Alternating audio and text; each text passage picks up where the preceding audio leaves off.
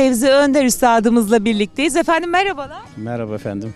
Nasılsınız? Teşekkür ederim. Siz nasılsınız? Vallahi çok iyiyiz. Sizlerle birlikteydik. Harika bir şölen şenlik tamamladık. Ahmetli Köyü'nün bütün güzelliklerini heybeye torbaya doldurduk. Çok mutluyuz. Vallahi Mehmet Şimşek Başkanım ne desek, yani ne nasıl övsek azdır yani. Kesinlikle Çok teşekkür katılıyorum. ederim. O kadar ayranlar içirdi bize. O kadar keşkekler yedirdi bize. Karnımızı doyurdu. Buraya bize havadislere buyurdu. Güzel neşelere doyurdu. Biz de akşam geldik bak çamın dibinde böyle güzel bir röportaj yapmaya fırsatını bulduk. Hoş geldiniz efendim. Çok teşekkür ederiz. Siz de hoş geldiniz. O zaman şuradan hemen Mehmet Şimşek Başkanıma, yönetimine, bütün Ahmetli Köyü halkına ve gelen misafirlere bir ikramda bulunalım üstadım.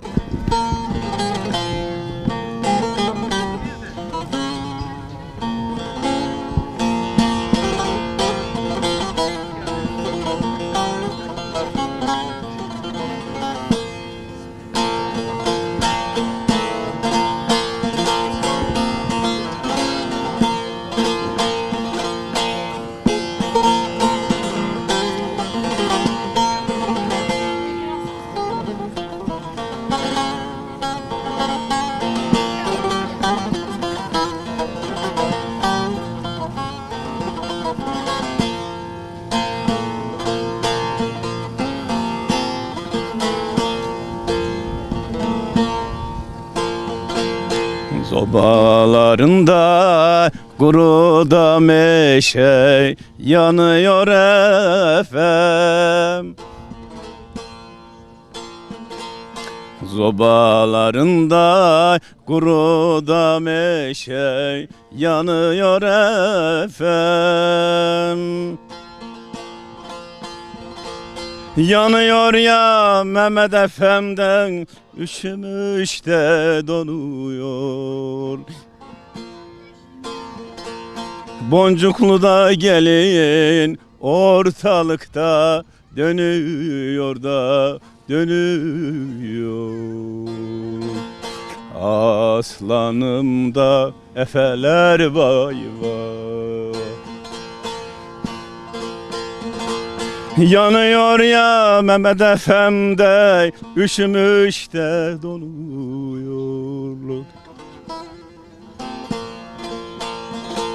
Boncuklu da gelin ortalıkta dönüyor da dönüyor. Aslanım da efeler vay vay.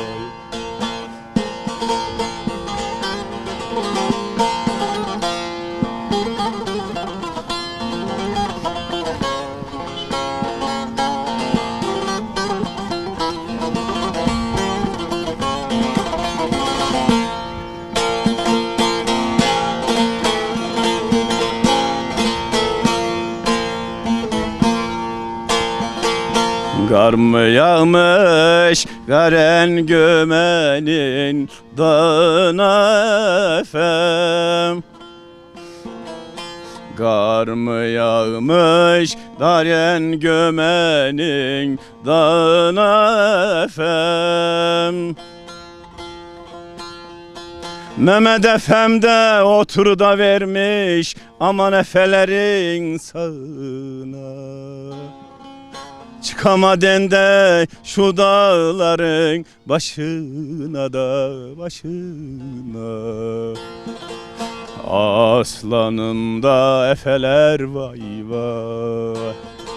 Çıkamaden de şu dağların başına da başına.